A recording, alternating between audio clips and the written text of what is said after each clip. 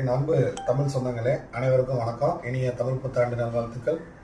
எனக்கு 2-3 நாளாக உடம்பு சரியில்லை. அதனால் இனி வரும் ஒரு வாரத்துக்கு யாரும் என்ன மொபைலில் தொடர்பு கொள்ள வேண்டாம்.